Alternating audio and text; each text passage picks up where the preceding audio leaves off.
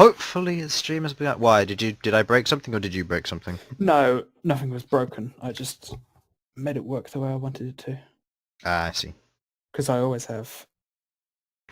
Because the way Warlock spells work. I don't Yeah. have different numbers of spells for different levels. Alright, cool. So I just edited all that. So, let us begin.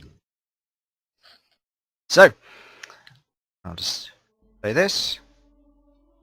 The background. So, last time we left off, our players, Sam, Simon, Harlan and Infernal, playing each of their respective characters of Elsyan, Queglod, Sasha and Bhold. All of them had an interesting journey, travelling around town, trying to procure what they could with the time which they had left before the pit fights opened. They had already spoken to one of the people they had to, one of the individuals they had to talk to, Cassie, and after being ambushed, they made their way back and restored themselves up, ready for the rest of the day. With their free time, they went shopping, Sasha buying what ingredients she could, trying to get what she needed for brewing, and procuring some details that she would be able to use, or Sasha would be able to use for future developments into her brewing business. And during all this time, Bhold was intrigued, heading off down the road towards a location which was selling instruments, particularly war drums, spending a large portion of gold and speaking to a fairly generous and well-mannered shopkeeper. The party followed in and had a look around the store, Elsyan buying himself a beautiful elven flute, and with the other two noticing a charm spell going off. Questioning the individual and the shopkeeper, they discovered he was a nice shopkeeper. He didn't want any trouble, he was just doing it for good advertisement. After this eventuality, they made their way back to the tavern. Waiting around a bit, the barkeeper questioned them about a particular matter at hand with regards to the Phoenix. A contact who they had to speak to wanted to speak to them, but they needed proof. The coin that they had been given by the High Marshal was shown. And as a result, they were now told that they would be fighting in a stacked fight against them. A fight which they can choose who they wish to fight, but it'll be stacked against the individual. If they win, they get access to some other parts of the building or some other areas which they'll be able to use for later developments.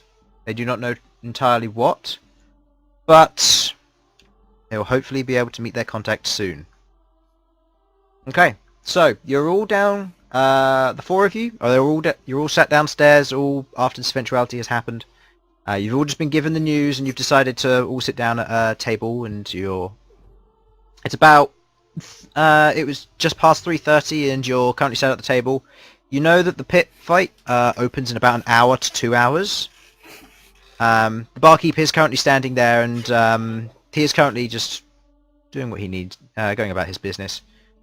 While you're all there, what would you like to do?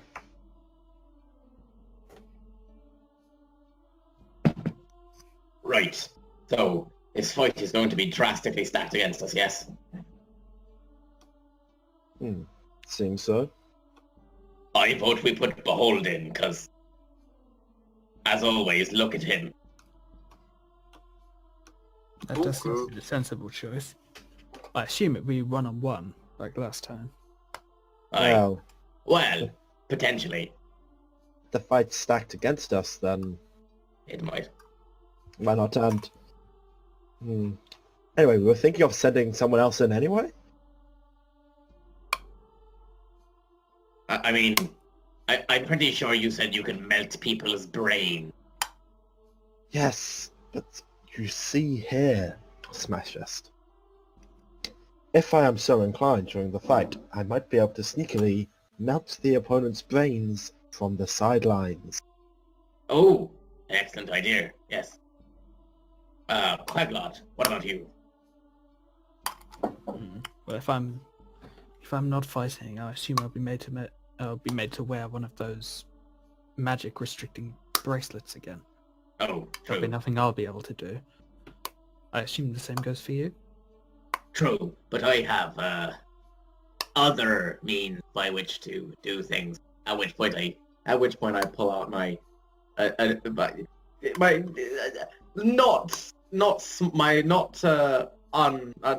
not insignificant warhammer. That took a bloody long while to say. Your not insignificant warhammer. Your big warhammer. Yes. Bring out your Your big big hammer. smash thing. Yeah. Yes. I'm imagining Your big it's a smash, not a giant fist. I'm imagining it's actually just a hammer just shaped like a fist on the end. I would be up for this actually, yes. Chris, this is now canon. Okay. It doesn't. The hammerhead is shaped like a fist. Yes. Yes. Only on one side though. So the Oh, other yeah. side is fairly pristine, it's unused, whereas the other one is a worn fist where it's been used. It makes sense. I got this before my entire family were burnt to death by a fucking dragon. You just have to throw that in there every time, don't Yes, you? yes, I do. It was a coming of age present. Is that in character or? I'm not saying this in character, but No, like out of okay. character, that's my explanation for it. Right, okay. Just giving you a bit of backstory. Yeah. Right, so, look, honestly, if you're gonna throw anyone in there, it's either me or Bhold. And, well, look at him. He's a big wall of glistening muscle. Sinew. Put it back into your pants, please, Smashfist. Must I? Please, please do. What? Elsyan, come on! Don't tell me you wouldn't give that a lick. No, I wouldn't give that Okay, a okay. lick. Okay, if he had a title, would you give it a lick? No. If he was of noble birth?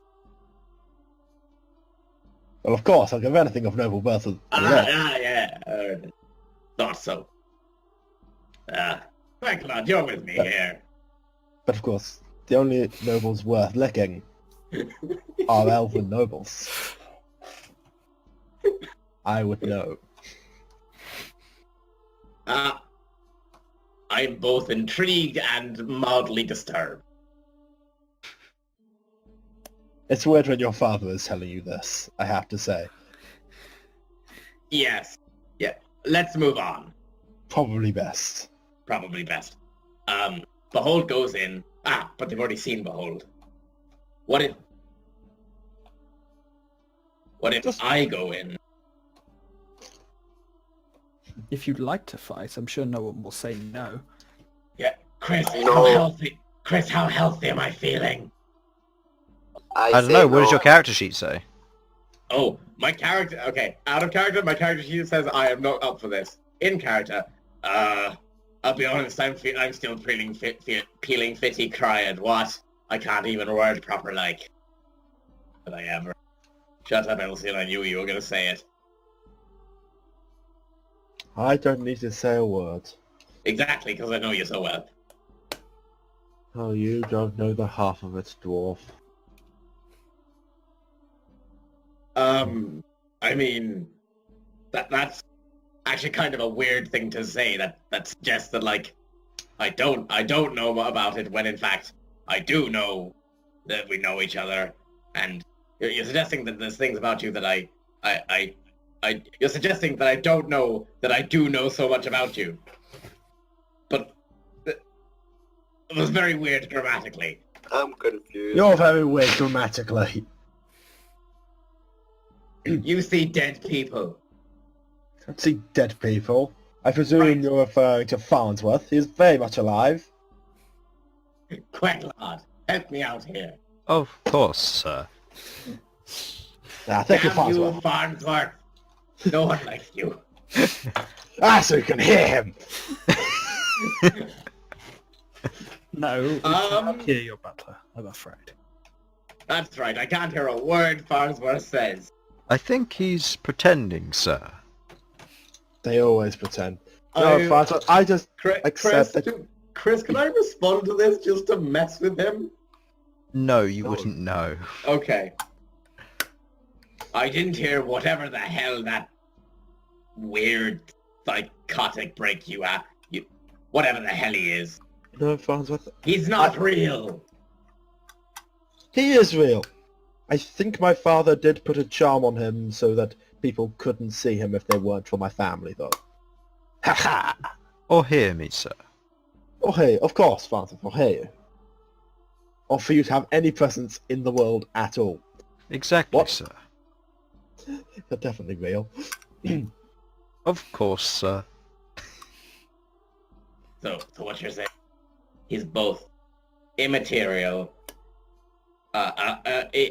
unseeable, untouchable, unhearable, and in all ways impossible to prove his existence other than yourself. Well, I'm all the evidence you need, aren't I? Sure. Smashfist does raise a good point.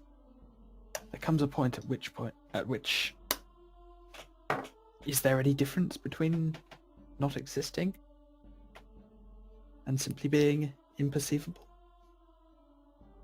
I don't know those words. Can we stop use, please? Out of character here, this My philosophical apologies, debate is breaking me slightly. Elsyan, it's at this point that you've noticed the barkeep is currently just staring at your group in a manner of... What the fuck? Not that level. He's kind of concerned, almost.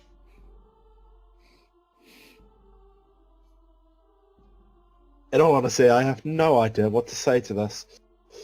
Talking to the barkeep. barkeep, that's the one.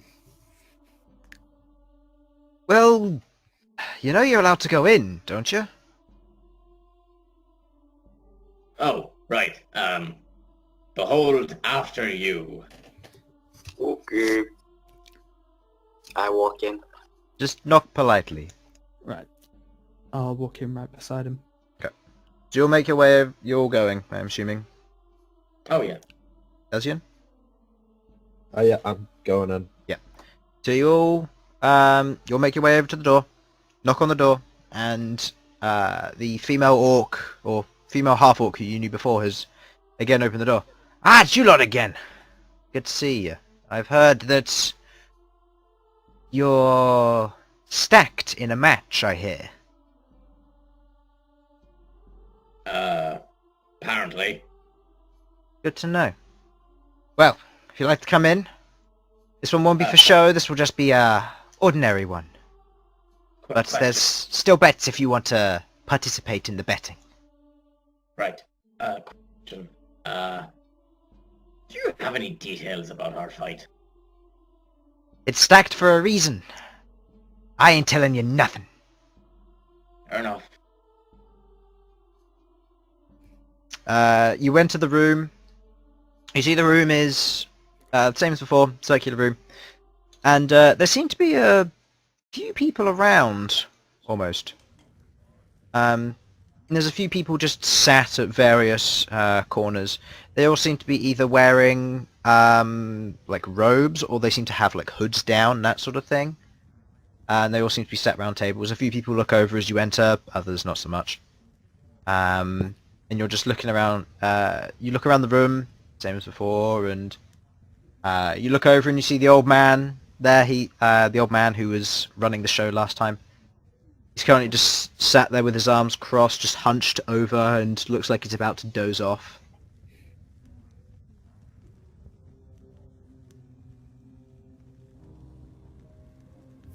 What would you like to do? Wait, and clarify the one that we can bet on is is Behold's fight, right? Yeah. Not a different fight. Yeah. Okay. Right. I'd like Hold, to. are you ready? Yes, I'm ready. I want to fight. Then there's no sense waiting. I suggest we go and try and get this started as soon as possible. Right. I'm going to 40 gold on Behold. Oh, you've returned, have you? You're ready for your stacked fight, eh? Which one of you will be going in to the pit? Ah, you again. It was a good show last time. You beat Cannibal up good and proper. Let's see what you can do this time. Go for a second. There's a minor emergency happening. Keep going. It's mainly going to be the fight, so just... Explosions! Okay. Just don't die, Harlan. And we've never heard of Harlan ever again. Alright. Ah, it's you again. You wanted 40? Good. It's a good amount of money. You don't even know what the odds are yet. Haha. Right. We have a fairly good idea of who's going to win. That's confidence. I like it. But confidence is your enemy's best ally. So, we'll see how things go, shall we? I'll put 10 gold on the other guy. The minimum bet is 15. You know this. 15 gold on the other guy. Good. Covering your losses. Can I intimidate Sam? Go Do you even ahead. understand what's happening here? Give me a roll. Do you really? Yes, you're betting pineapple gold pieces. 2 plus what? Fuck. 4. Okay, give me a wisdom saving throw, Sam. Just give me a second. Just putting in my... Actually, no. Yeah, well, wisdom 7, so... You have Also to... proficient in it. Yeah, you have to beat 6 or more. Yeah, you use your intimidate number, which incorporates that already. So you've got to beat 6 or more with your roll. Boom! Yeah, you see, like, his little intimidate, and you're like, 10 gold. Oh no, 15 gold. Yeah. Cute. Cute, Behold. Please try and do a better performance when you're... I will disappoint you. I will disappoint. Well, I sure hope so. Ha! Well, if you're ready, you gonna place any bets, young lady?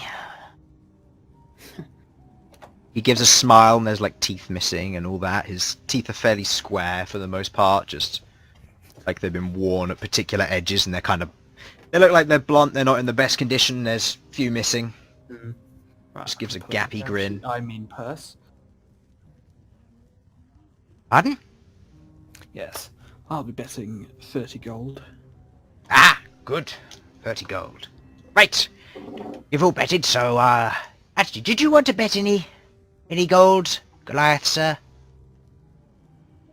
On myself? Of course. You can bet bonus. I mean, you get gold if you win, but you can pay to get some extra if you think you're confident enough. I bet 5 apples. 5 apples, yes. Okay. Yes. Yeah, he puts his hand out. I give him all my gold. How much do you have? Let me check. That's in inventory. Yep, should be at the top. I have 95 gold. It's a bit more than 5 apples, but okay, I'll take it. And he like waves over, and like a halfling walks over and he's like, "Count this out for me, would you?" Passes off the bag of gold. Well, if you're ready, I believe you met her previously. The gnome over there, and he points to a young gnome, female gnome, who's currently just sat at one of the tables with what looks to be a tankard of something. Is currently just sat there with 2 other individuals who she's talking and laughing with. She'll help you get prepared. Okay. Ah, good. So, the rest of you, I hope you enjoy the show. And as always, no cheating. And he hands out 3 magic bands this time. 1 for each of you, of course. Sasha takes theirs and slips it on. Okay, I'll take mine and... Wait, am I wearing one as well? Yes, of course. We've got to be careful. You've had a little bit of time to prepare. Oh, I assure you, I have no magical abilities at all. Persuasion check. And bear in mind, last time, Chris, I didn't actually... I know you didn't. I know. So So let's say you have advantage on this, just because you haven't actually used any yet. So you can roll again. It's an 18 plus whatever, and you can roll again and take the highest. Okay. Take that 18, which becomes a 19. Yep. So that, yeah, he fails his. Alright, fine. Don't think you're magically adept anyway. And he puts the thing in his pocket. Hmm. Elsyan. Just beware. Psionics is technically classed as magic. It's kind of pseudo-magic, so... Yeah. It's magic, but not. It's magic, but not. It's kind of like magic, but it's in your head. So, only someone who is of particular power or knows of your magic will be able to detect such magic being used, if necessary. That's a very specific type of magic. It is. Psionics is very specific, but it's also a class of magic which could be learned by a wizard of some kind. So, I hope you're ready for it. Bhold, you head around the pit, and the gnome sees you, and she swivels around and goes, "Ah, good to see you again. You ready to be prepared?" Yes. Good. And she walks over and she just like pats you down and takes your weapon off of you, puts it to one side. You're quite an easy one to do. You don't wear armor, so makes my life easy. Okay, bring over the ladder. And they bring over a ladder, put it down into the pit. You climb down? Yep. I jumped up. You jump down, okay. You completely ignore the ladder. Make me an athletics check. Okay, you land. At this point, after you jump in, she says, "That was dangerous." Fine. You're fine anyway. Turns around and they pull up the ladder again. There's a few grunts of, "Oh god." You're just pulling up the ladder again. Some individuals from some of the tables notice this and see over. Sudz, you notice this. You are currently cloaked. And the rest of you are all there. So, for those of the Phoenix who are here and our guests who are going through the trials, it is the stacked fight. And as some of you may know, a grudge match. We welcome back Cannibal to the stage. At this point, a door is opened and you see, at the back of the room where there's like this red curtain that was there. It's pulled open and you see Cannibal walk back through. She's still got a few of her injuries from last time. They've been like taped up and that sort of thing. And she's wearing same attire as before, but her eyes seem full of determination. Something that you can immediately tell from the moment she just walks into the room that she's changed. She seems stronger now. She walks in and she climbs down. Slides down the ladder, and lands on the other side. So, you've returned. Let's see what you're capable of this time. Are you all standing around at this point? Standing around the pit? Mm-hmm. Yeah. As we move into position, I'm just gonna mumble to Elsyan. If you're planning on using your powers, be sure to be subtle. No, I was just going to wave my hands around like a madman. What do you take me for? Fine. But if her brain suddenly explodes mid-fight, they'll know something's up. That's all I'm saying. And then we quickly leave. Very quickly, and go far away. Oh, there's a small problem. You know what? Yes, I'll make sure to be doubly subtle. Thank you. Sam, give me a perception check. Or anybody who's proficient in perception can do it. I don't know if you are, Simon, but... Am I? Let's see. Okay, so Sam, what's your perception with that? That's 18. Okay. You notice, as you're going through, some of the individuals are passing off bits and pieces. You notice someone in particular who's wearing this... it's different to everybody else's. It's like a brown robe. It's got little bits of kind of like animal fur and hair on. You see them carrying what looks to be some form of a staff. And they hand off their gold out of a light reddish, almost faded hand to the old man. They turn and the individual looks at you, and you see a male tiefling before you, and you see the white hair just curving down, the horns curving upwards and outwards out of the hood. Turns around. You remain eye contacted for a few seconds before the individual turns around and walks off slightly, and goes over to, and you follow them for a little bit, and you see that they pass off something to someone who tosses a healing potion into the pit. At which point Cannibal picks it up where it's landed at her feet, and she pockets it. Interesting. So, as you're all well aware, this is a grudge match, and it is stacked against our grey challenger here, a Goliath friend, who previously won the match quite effectively. So, after a little bit of lecturing on Cannibal's part, we shall see if we allow them passage into our world and domain, shall we? So, let the battle begin. Alright. Infernal, if you'd like to roll me initiative, please. Okay. Okay. That is a 7. No, 19. Okay, you're going first. Okay. Okay. Before you see Cannibal. She is standing there. She is currently pocketing her potion. She is currently undefended, or not aware of what you're about to do. Okay, can I rage and jump in and try to knock the potion out of her and break it? Okay. Yeah, give me a roll. So you rage with your bonus action. You run up, you take a leap, and you swipe. What is the attack bonus for that? 6. No, so yeah, 6. That makes that, what, 13? Yep. Yep, that just misses. And you swing down with your hand to reach for the potion. I'm going to do a dex potion, or dex saving throw, just to make sure she doesn't drop the potion. Yeah, she's fine. And she pockets the potion and just sidesteps out the way, watching your hand just like, or your hand as you swipe past. And she grins and goes, "Huh, you haven't changed at all." And that is your... So that's your action, your movement, and your minor there.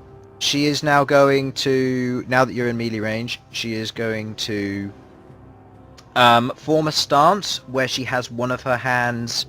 where she... out of the 5 fingers, she curls in her pinky and her ring finger. And she has her middle and her forefinger together, and her thumb outwards, almost, kind of in like a curve, forming some form of claw. And she takes up a stance where her right hand is almost above her head and her left hand is down lower, kind of prepared for you to do something, and that's her turn. This is a fist fight though, right? Yeah, this is a fist fight. Okay. I was gonna say if there's a fucking axe in there. Okay. I will... You have 2 attacks, because this is a fist fight and it is unarmed. Yep. I'll pull over my d4 for you, because you need d2 damage when that happens. I will... I'm gonna like try slide in, punch her from under. Okay, give me a roll. Okay. That misses, and as you go in for the attack, she moves slightly out of the way, and her right hand swoops in, hitting your shoulder. Initially, you think, "Ha, this doesn't hurt," but then there's a sudden push, and you feel almost a pop on your shoulder as she goes in to attack you. But as it hits, you feel that pop, and you just push away with your shoulder. Your arm clicks back into place, your shoulder clicks back into place, and you're aware now that she will fight back. You have a second attack if you wish. Yep. Okay, give me a roll. Okay, and so that will hit. 19. Yep, so if you'd like to give me your 1d2 or a d4, it's halved. That's 1 damage, plus your... Plus 6. plus 6 for your strength. So that, strength and rage, is that? Yep. Okay. Rage is plus 2, just making sure. Yeah. Yeah, okay. 4 plus 2. Yeah, 4 plus 2. So that is 7 damage to her. Okay. You go in for a punch and you just whack against her side with her other arm. Now she's going to try and attack you again. This time it hits, and you feel some form of like pierce in your side as her fingers they feel like a dagger has just been stabbed into you. You take 6 points of damage, halved due to rage, so you take 3 points of damage. Yeah.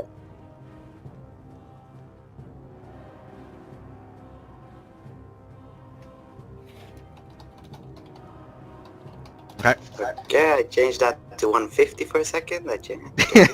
Bit much. What? Bit much health. Okay. Yeah. So I it's will. now... My turn. Or hers. it's my turn now. Oh. Yeah, she gets to make those attacks as reactions on your turn. Yeah. I see. She is now going to use a key point to step away. She takes two steps back, and using using a key point to use Step of the Wind, meaning she can disengage, provoking an opportunity attack. And you see that she forms another stance. This time she balances on one foot, and she has palms out in the same sort of pose. And you watch as her eyes just fix on you and narrow, as if she's calming herself down almost. It's your turn. She's currently 10 feet away from you. Okay. I will...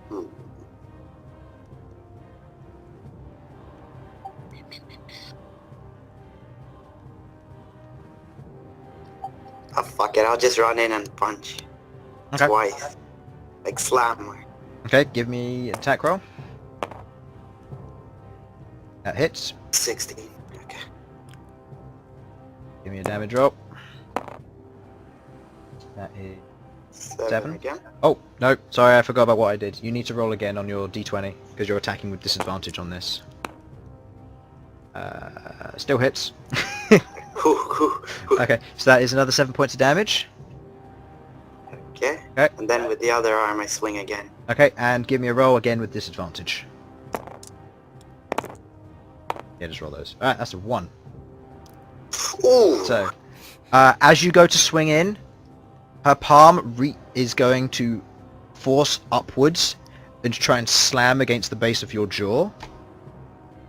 She lands the hit, and you feel this strange pain as you didn't see it coming.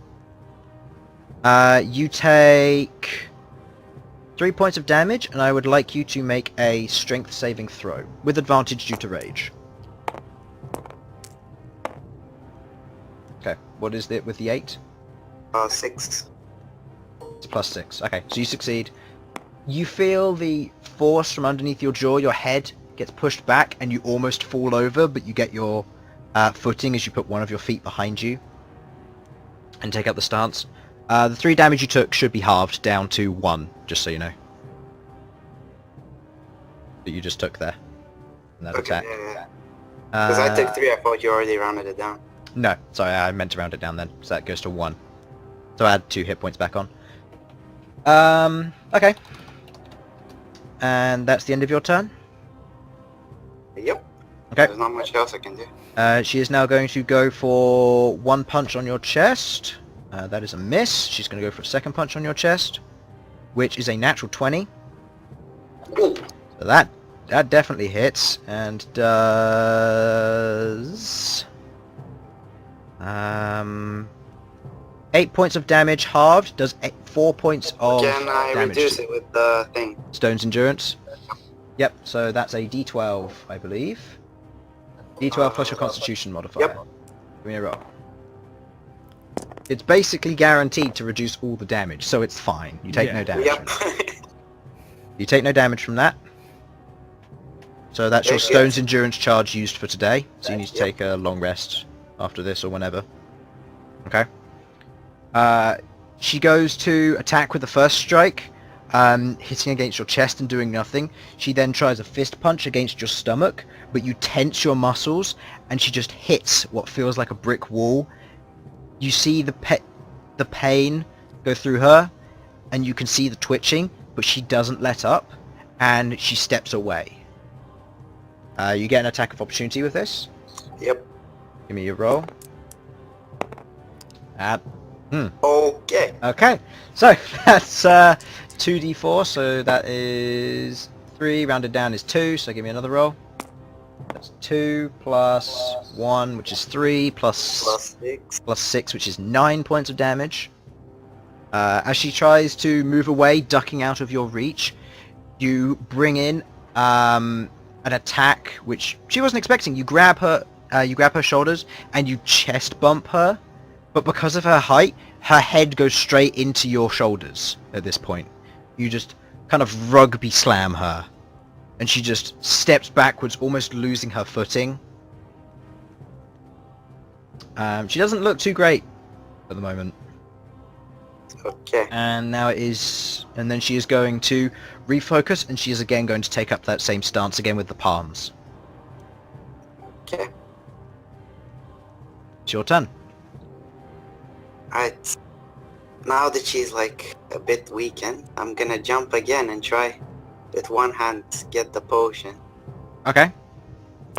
Right, so this will be a basic attack roll with disadvantage because of what she has just done.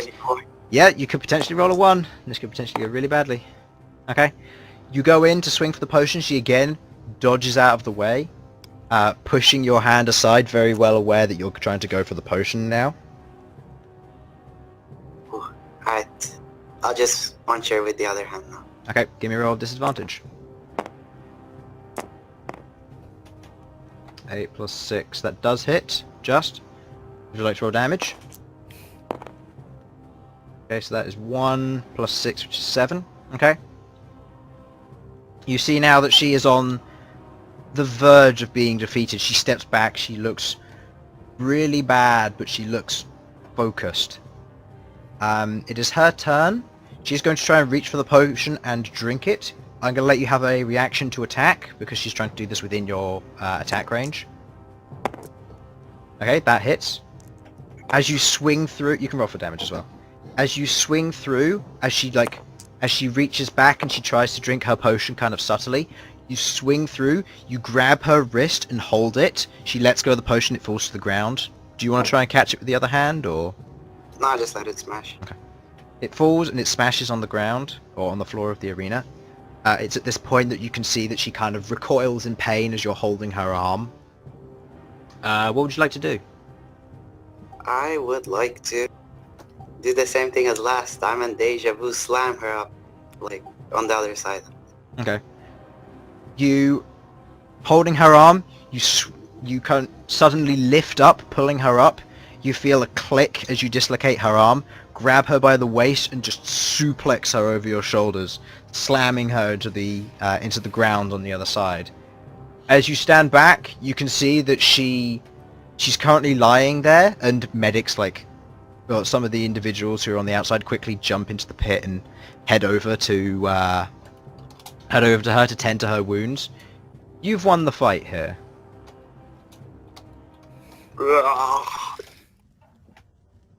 Queglod's going to just start applauding. It seems that our great challenger has won again. And it seems that Cannibal is going to get herself in trouble again. But we have a new winner, and we have new members to our family. So, you know the rules. Pay up. And, oh, did I forget to say the odds?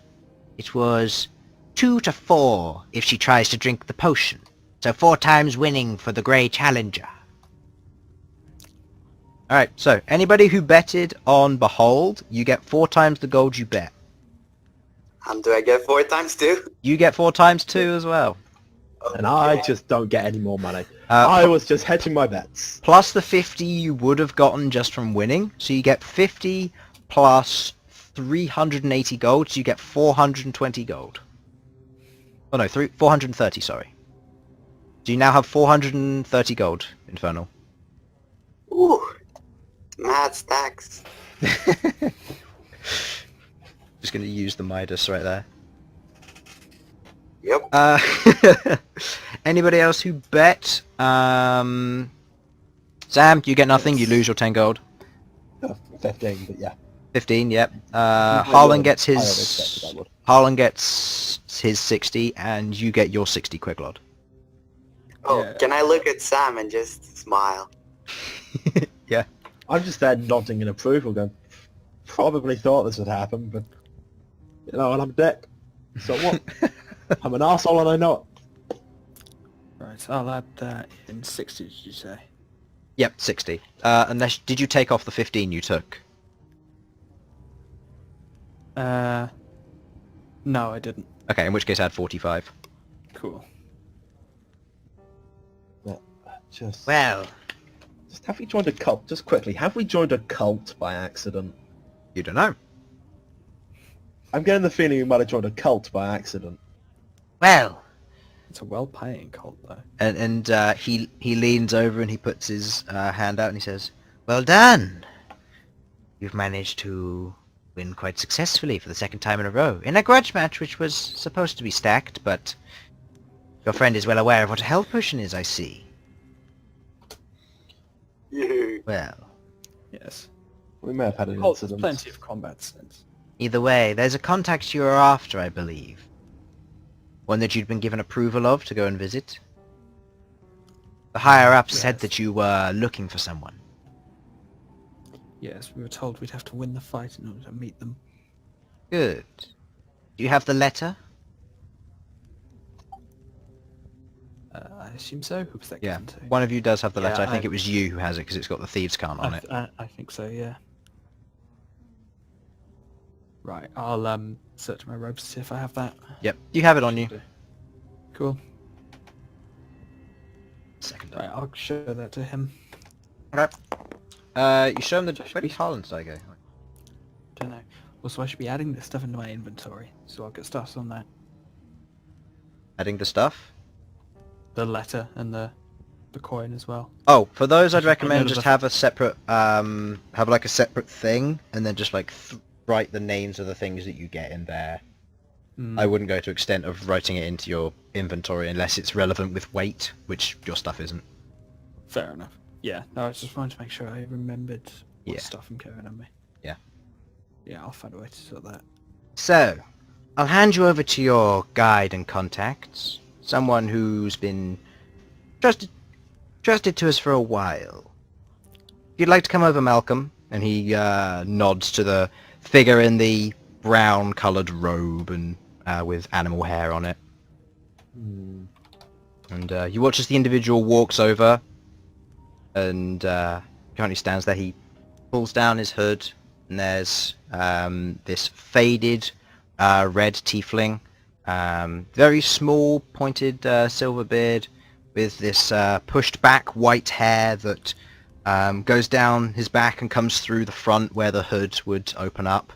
Horns out to the kind of going up and then outwards, opposite from each other, kind of like eyebrows almost.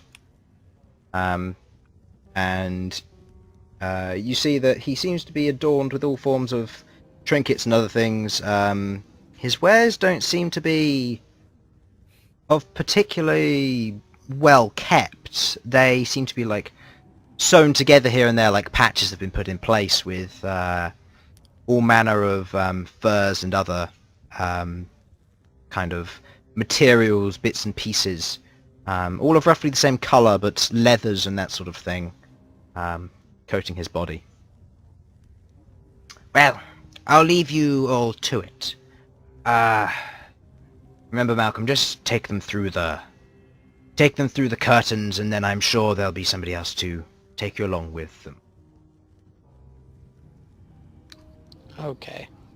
I'll leave Will you to do. it. And the old man turns around and he or he gets up from his chair and he walks over, and you can see now that the medics are currently carrying Cannibal. She is currently unconscious and doesn't look to be in a great condition. Bhold, at this point, they offer you a ladder to climb out. Okay, I climb up this time. Okay. You climb up the ladder, and a medic hands you, or an individual hands you your bag of gold back. It's heavier than before. Ooh, there's 20 apples. If you say so.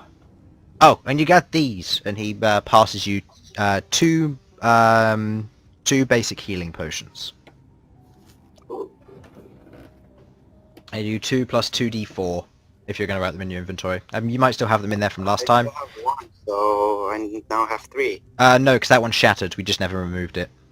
Because remember, you dropped it when you're in the sewers. Oh, that's true. Okay, Yeah. now I So you just have 2 now. Okay, so you're all currently standing there. Sasha says, "Oh, that fight was amazing. Good job, Bhold. Thank you. And you're our guide. It was Malcom, was it?" Indeed it was. Nice Ah. to meet you all. Yes, Nice to meet you too. well. Let's get going, shall we? Yes, let's head somewhere quieter. I have a feeling we've much to talk about. Let's head over to this room here. You head across the room. I assume you're all following. Yeah, we'll all follow. Yeah. Mm-hmm. You all head across the room following Malcom. Malcom leads you to a dark row or dark kind of curtain that covers a section of the wall. Originally, when you saw it, you assumed it was a tapestry, as you've seen nobody move it or anything. It's got a slight basic design to it, and there's 2 others around the room.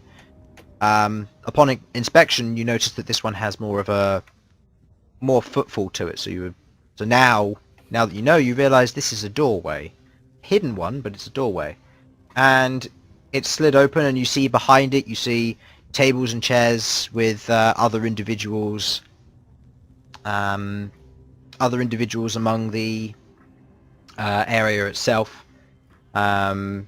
Also hooded for the most part. You also see some others who have got their hood down, drinking away. You see an extended bar in here. You see other individuals. Malcom continues to lead you through, and it's at this point where the barkeeper, who's it's strange for all of you to see this sort of thing, but where you've had the stereotype of Bhold being a rather brawny Goliath, before you seems to be a rather large Goliath, just not brawny. Let's just say he's a little bit overweight. He's fat. You're telling us he's fat. He's fat, yeah. And he's currently behind the bar. He has a large beer belly, and he's got this apron on that's got mess down the front. He's got what looks to be like a small white hat on his head, kind of like a crumpled chef's hat. Like someone's gone up to him and they've just slapped the top of the chef's hat onto his head, and he's just left it. "Ah, Malcom. Good to see that you're back. And you got your friends with you. So you won. Oh, another Goliath, huh? Which part of town are you from here, sir?" You talking to me? Yes, he is talking to you. Where am I from? Oh, I'm not from here. Not from here. You're from the Highlands? Yes. You come away then. Got some stuff to do. Well, either way, boys, you can let them through. And you see the 2 individuals who were previously hooded sat against a corner, where this room seems to be shaped almost like a T, where it's got this main hallway going down, and then it's got this curve leading off. And going down the curve, you can see at the end of the area, you see 2 hooded individuals, same size as everybody else, you gather that most of the room is either human, tiefling, or maybe half-orc. And they stand up, and one of them walks over, and he pushes a section of the brick in, and you see a door slides open as the stone pulls away. You can go in now. Unless you want any drinks for celebration, of course. I'm quite alright. Behold, will you be drinking? No, I want to eat. And Elsyan's just looking at disdain of everything around them. Damn peasants. Well, you want to head in? Sure, the boss will want to speak to you. Especially you, Malcom. No, not again. Well... seeing as Cannibal has fallen, she wants to make sure that you step up in her place. Of course she does. Well, better you speak to her than me. Go ahead. Yeah, I'll have a talk with her later. And he points his thumb over his shoulder and kind of telling you to get going. Let's get going, shall we? Very well, after you then. And I walk through the door. Yep. You make your way through the stone doorway. You come to a set of spiraling stairs that go both left and right. And you choose to... and you take the one that leads down the left-hand path. You head down the spiral staircase, going further and further down. You say that you've travelled maybe a good... maybe 30 or 40 feet downwards, so it's quite deep. And then you come to another door, and the door's rather large. It's got a set of locks on the outside and some inscriptions on the front. Malcom just presses on a few of the locks and puts his hand on one of the inscriptions, and the door slides open, revealing a hallway leading down, and there are a few individuals who are currently hanging about, also hooded. Those proficient with investigation, if you want to make a check, go ahead. Otherwise we'll move on. Proficient what? In investigation or insight, Haha! and then take the higher of either. Okay. There was only one roll. So it doesn't really change much. No. I have... that's... Yeah. 6. You- So that's 6, so that's 23. 24. 23. Oh, 24, yes. Yeah, because you rolled an 18. Doesn't Yeah. matter. So it's now caught your eye that all of the robes they're wearing, now that you can see Malcolm's, there are these small like orangey red curves that come off of the robe almost, and you see that some individuals are wearing what look to be kind of like scarves or bits of fabric that have been tied on or sewn into the robe almost. And as you're walking with Malcom, where his hood's down, you can see that he's got this like faded orange scarf that of this fabric that comes to a neat knot around his neck. And you've noticed that a lot of the individuals back there also had something similar.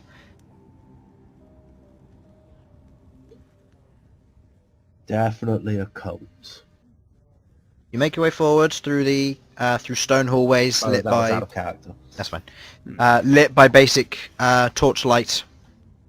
You come further down, you see that it branches off into left and right passageways. You see large rooms filled with people. Some individuals looming over tables, other ones with looks like weapon racks and chests and armor and other things like that. You see another room which is filled with iron bar doors, and you can currently you can't hear anything from it, but you can see an individual who's currently like at the bars shaking them, eyes wide in panic, like his arm reaching out, and seems to be shouting, but you can't hear anything. And You see that there's one hooded figure with this large kind of spear and shield, currently sat on a stool nearby, seemingly reading a book with the shield next to him. And Malcolm leads you on. Do you all continue to follow? Yeah, I'll keep following. Yeah. You all continue making your way down through multiple other side paths and stuff, heading just straight down until you come to a large set of double doors. Malcolm knocks twice and then pushes open the right door before going in. Only halfway, not fully. And you open up into this massive domed room, just pillars that are holding it in place, chairs and tables full of people, full of all sorts of people. There's markets here, there's just people moving around. It looks like it could be the marketplace of the surface that you went to earlier in the day, but it's underground. So this is some sort of undercity. Very much so. Okay then. There's moving around, people are busy buying things. You see some individuals with small or large cages full of animals. You see at the center of it all, you see what looks to be some form of a plaque and what looks to be a ring of water which is bubbling slightly, keeping it clean. Along each of the on each of the four nautical corners of this circle, so northeast, south and west, you see that there are other double doors which you can assume lead to further areas. You all head into this general area, a few individuals talking to each other, a few people notice you, and they seem to immediately kind of raise the alarm. Malcolm, you know this is because they aren't currently dressed with the scarves. It's okay, boys. It's okay, boys. They're coming to see the boss. Coming to see the boss. You sure you're allowed to bring in people like this? Yeah, got permission from up front. They told me to bring them back here, so I see. that's what I'm doing. Good to know. Well, here, take these. And he reaches over to one of the nearby stools and grasps 4 bits of orange cloth. And the shopkeep immediately starts yelling, and another one draws his sword at the individual and points it at his head. And they start having a short discussion about why they're allowed to do this. And the individual says, "Here, take these. Just put them on, just for now." And he hands you 4 orange scarves, 1 to each of you. It's very shabby, and it's not a very nice material. It's basic, and it looks like it's made for function rather than fashion. Boy. Sasha takes hers and ties it around her forehead like a bandana. Or a headband. Okay. I'm gonna loosely drape it around my shoulders so it kind of hangs back so it's visible from the front but not super obvious. You're putting it at the front. Tying it, I'm kind of draping it around my shoulders. Okay, so kind of a lot of it hangs back. Yeah, yeah. Okay. Behold, how are you equipping yours? I will. Then I'll just wrap it around my arm. Okay. You just wrap it around your arm. To keep it in place, you interlock it with the chain. Now that you've got your axe back, you just interlock it with your chain that's wrapped around your arm and hold it in place. And Elsyan. I'm honestly not sure what Elsyan would do here. I think Elsyan knows he's not going to get away with not putting the scarf on, so he's going to put it. He's going to like Queglod put it over his shoulder. Okay. Tried to ignore it. Yeah. Just slinking it over your shoulder, tucking it into a top pocket you've got, just to hold it in place so it's not going to fall out anytime soon. Just slinked over your shoulder with this this orange band, and you like look at it and you go, eh. You know what? Because of my high collar, I don't think I can quite see it. Yeah. Oh, okay. That's even better. You can just see like the tiny little bit of orange that's tucked in, and then the rest of it's just gone. You're like, I would have been disowned a lot faster if I got caught wearing this. Wait, what? Well, you got what you need now, so just head into the bus. You remember where she is? This time she'll be in the war room at this time. Alright. Now that we're all settled, we should get going to see the boss so you guys can take care of your business. Okay. Yeah, let's get going quickly. It's concerning to know that this place was here the whole time and we had no idea.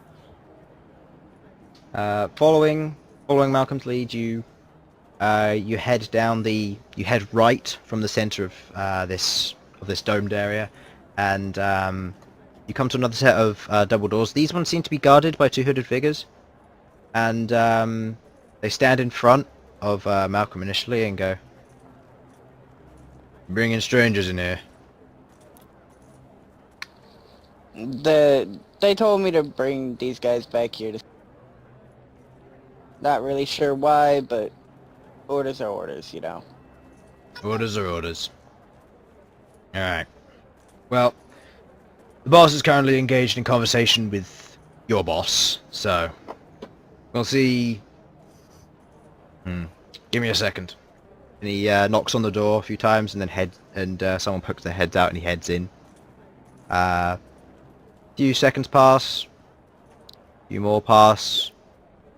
About a minute passes, and at this point, you're all currently standing there. A few people have looked over. They don't recognize you. You're not wearing cloaks or anything. You seem to be quite brightly dressed for this place.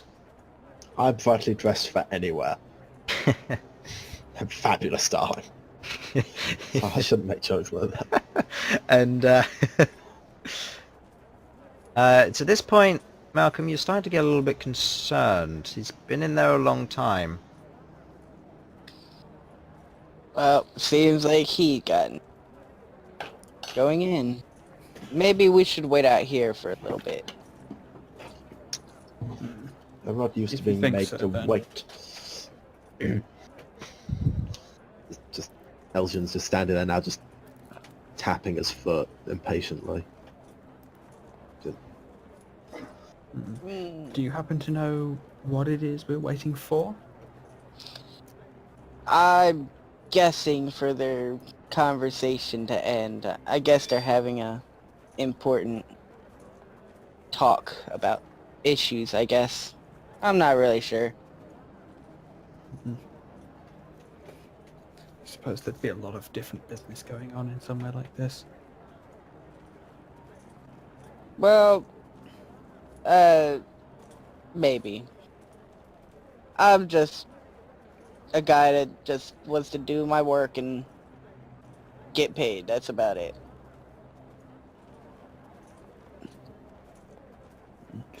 Fair enough then. Well, I suppose we're in no hurry. We can afford to wait around a little longer. We got a smaller tavern in here if you go get some drink and something to eat.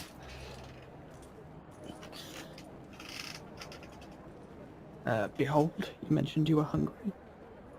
Oh yeah. Oh, Very well then. can I have some meat? There's plenty of meat down here, so... Okay, I head towards there. Okay. I'll Give go me a with him to make sure he gets into trouble. give me a perception check with advantage, because you're hungry and you're using your sense of smell guiding you towards some form of meat. With advantage, you get another roll. Better. Oh, phew. Follow the scent of your nose, you go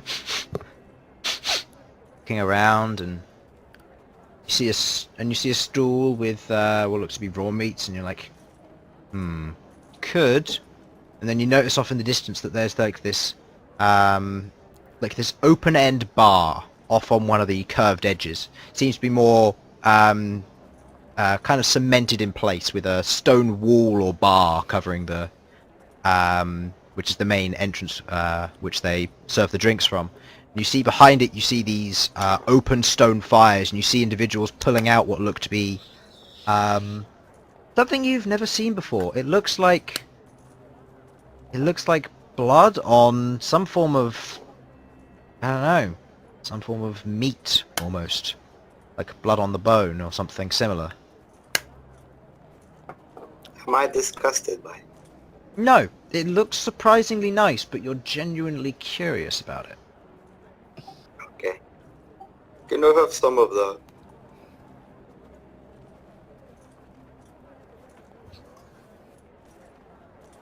Good. Me?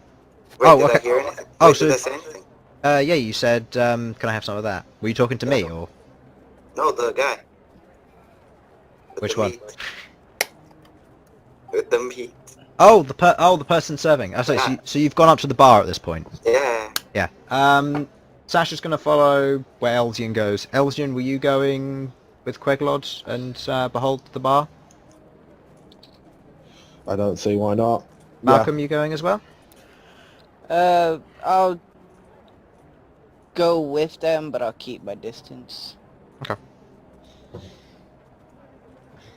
As you make your way forward and get towards the bar, you see that there's quite a few tables and chairs set up. Some individuals who are currently just sat on stools at the stone bar. And an individual who's behind the bar, a human individual. She walks over and says, "Ah, new people, new faces. You're quite well dressed." Nodding towards you, Elsyan. Didn't expect to see people like that in here. Elsyan's back is just straightened up. Just someone noticed. Well, what can I do you? Big guy, you wanted something? Ooh, I wanted meat. Meat. Okay. Do you want, did you want some ribs? Did you want a piece of pork back? Did you want some pork belly? That stuff's quite nice. Did you want beef? Did you want some steaks from dragons and things like that? Or did you want to go a little bit more exotic or creative? I point to the thing that guy was serving. Oh, you want one of those? Okay. I'll get you one of them then. And writes down something on a piece of paper. Anything else from any of you? Just a small salad for me, please. Oh, salad. Got it. Just writes it down on a bit of paper. How about you, well dressed? Trying to think, what would Elsyan eat? Fuck. We got drinks too. If anybody would like anything to drink? What wine? Suddenly, Sasha wakes up from their unconscious state. What? Did I win? What? Yes, you did. Yeah. Yes! You won 45 gold pieces. And I lost 15. I won 300. I may have bet. I may have bet against Wait, Behold. How did I only win 45? It was a 4 times winning, but unfortunately Infernal doesn't know how to count, so he gave all 95 gold pieces over to the bet man. Oh, And no, he won. Oh, I know that, but I gave 40 over. Oh, did you? I thought you only gave... Oh, no, it was some... Okay, if you gave 40 over, you got 120 back. Shit. Okay. Give me a second to math that out. It was a 4 times bet, so you got 160 total, but you didn't take... If you took the 40 away, it's 160. If you Yeah. didn't, it's 120. Nice. How about you, Dwarf? Would you like anything to eat or drink? Also, give me a roll, Harlan, as you'd be cultured with this sort of thing, Right, compared to the others. They're currently cooking pizzas in the back. Oh, I can... The pizza's in the back. That sounds like quite an elven thing, Peters. Yes, elven flatbread. I think you mean. Wink, wink. Yes, I'll Yeah, take you would probably know of this, but pizzas are more of a low class kind of food. Oh. The elven flatbread is quite easy to make because you just don't add any of the quality ingredients to it. Yeah, no, what? I'm Elsyan definitely has going a to be taking secret- some pizza. Elsyan has a secret passion for shitty elven food. But is that elven flatbread back there? I see. Yes it is. Would you like some? Yes. Good to hear. Elsyan, I feel I should mention, you do know that is, like, peasant food, essentially, in the Elven Empire. Lovely, but... It's not peasant food, it's a commonly eaten dish because it's nice and easy to make. It's street food. Yes. Like a regular... Like, kind of like... Think of it like takeaway, except... Think of it like, pizza. Yeah. Sorry, you, Elsyan, the incredibly posh, incredibly full of himself, incredibly cultured, that's with quotation marks in case you didn't get that. You, Elsyan, want elven flatbread. Yes. Have I died? Have I died? Is that what's happened here? Am I in heaven? Now, I'll let you in that most of the time I do dislike what most commoners eat, but I have a particular thing for their street food.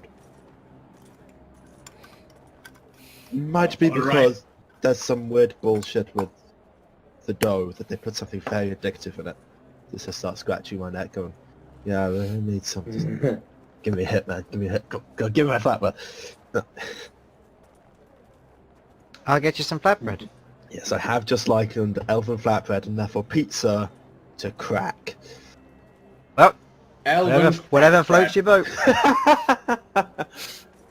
Oh, I like that, Harlan. So, what about you, Dwarf? And, oh, Malcom! It's good to see you. You know what? I'll just take like. Is there any? Do you do water free here, or is that only a dwarven thing? Water free. Dwarves do it for free for If you mean you're gonna try and get your drink and food for free, you're very much mistaken. No, it's a dwarven custom. Never mind. What have you got on the alcohol list? All your basics. Ale, Right. cider, beer, grog, wines if you really want. Wines, you said? I wouldn't go near him. But I think Elsyan would. Now, I don't know. Hit me with an ale. Strongest you got. Alright, fine. Write it down on our list. And Malcolm, do you want your usual? Yeah, the usual. Couple apples. Good to know. He writes down. Is that everything for you? Oh, yeah, that's everything for me. Alright. If you'd like to take a seat, your food will be with you in a moment. And, Cheers. she turns around Very and much. goes to talk to one of the other individuals. You see, you can see a series of halflings, dwarves, humans, tieflings, all forms, just working away, preparing the food and drink and so on.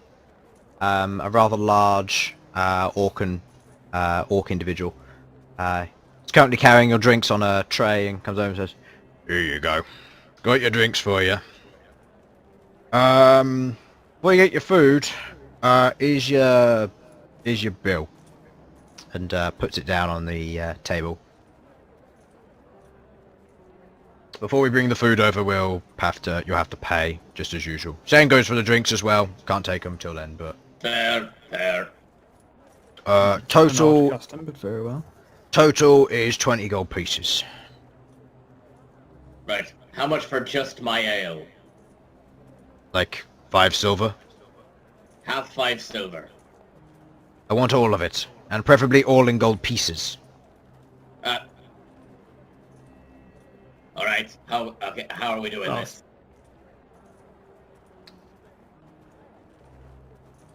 I'll take Alright. care of the bill that since we're in my area, and I want a bit of gold from that fight that you guys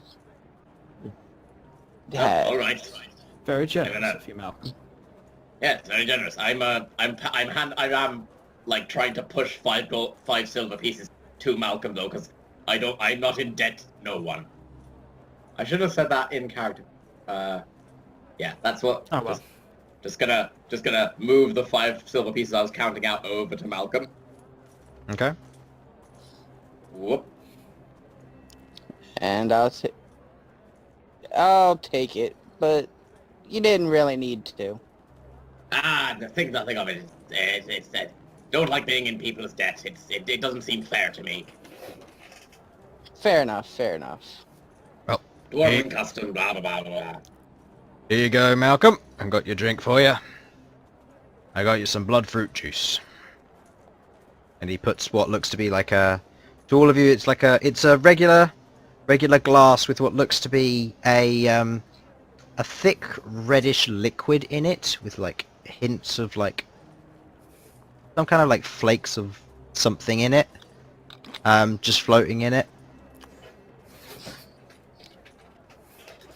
And who ordered the Dragonfire Ale? Is that the strongest ale they have here? Close to, yeah. Then it was, unless anyone else ordered an ale, that's me. Right. Slides over a tankard.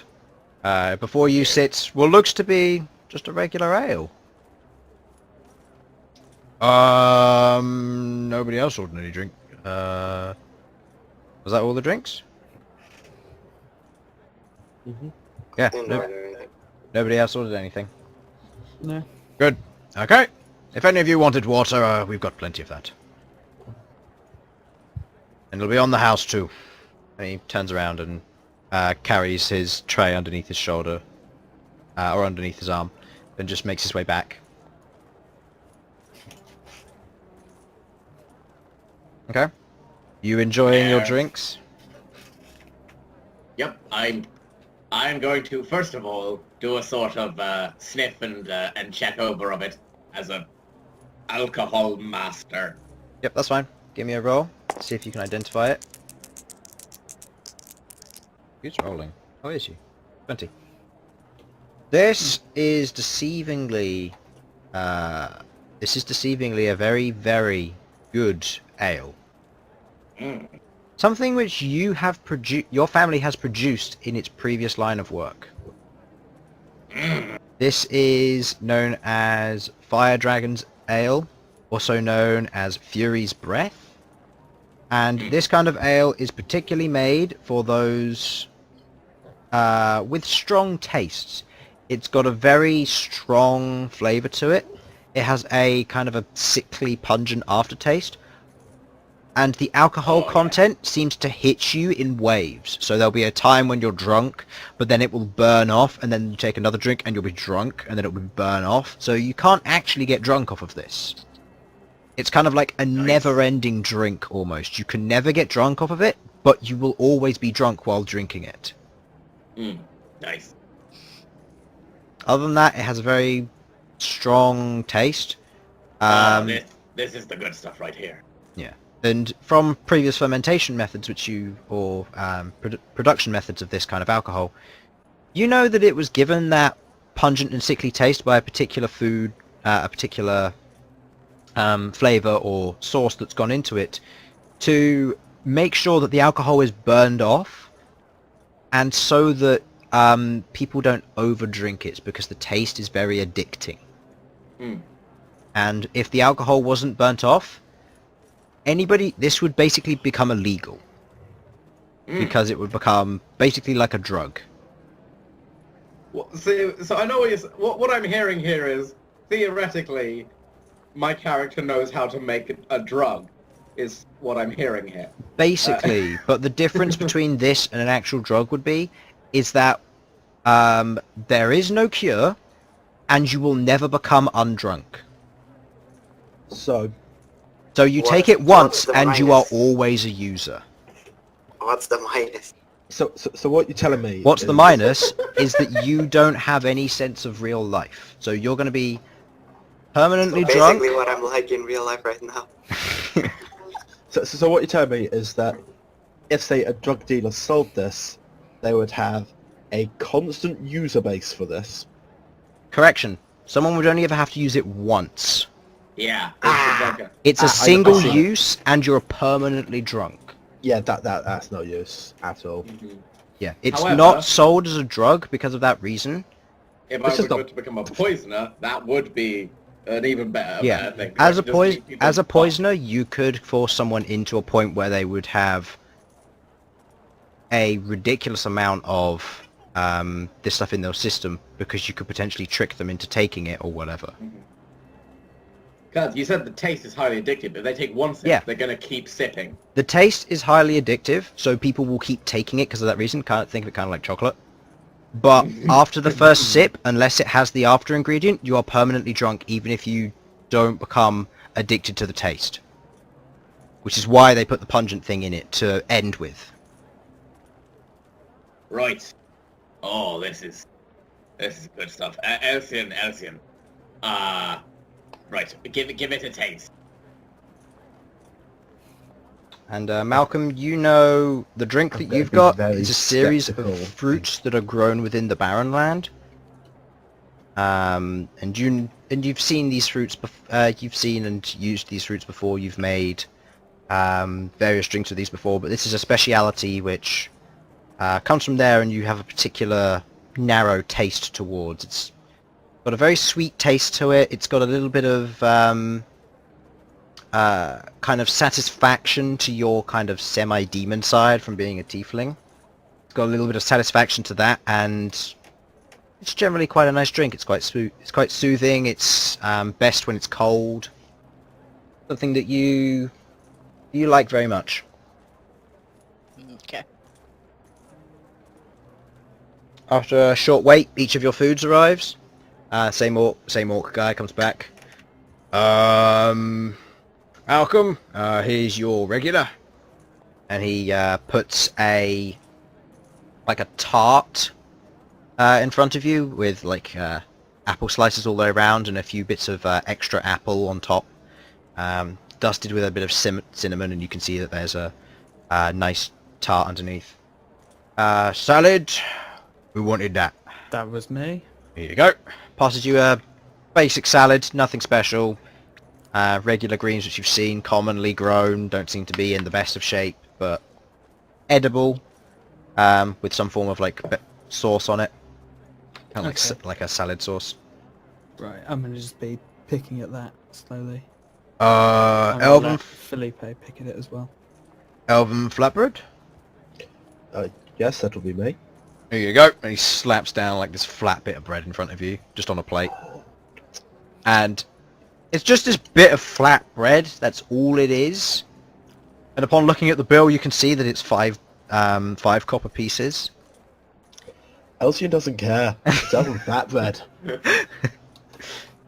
And the meat juice. Dog moo. Here you go. It's a good one, that. Couldn't have expected any less. Whoa. Did you order any food, Harlan? Don't think you did you? Nope, just wanted the ale. Alright, that's everything. I'm pretty sure I ate something before now. Thank you very much. And he heads back. Enjoy your meals. What you've been given, Infernal, just to put it in reference, basically you've just got barbecue ribs, but the meat to bone ratio is extreme in the meat ratio. There's the bones would maybe be your finger's width, but then you've got you've got maybe like regular-sized melons worth of meat around the outside. So there's maybe 4 to 10 times the amount of meat compared to bone.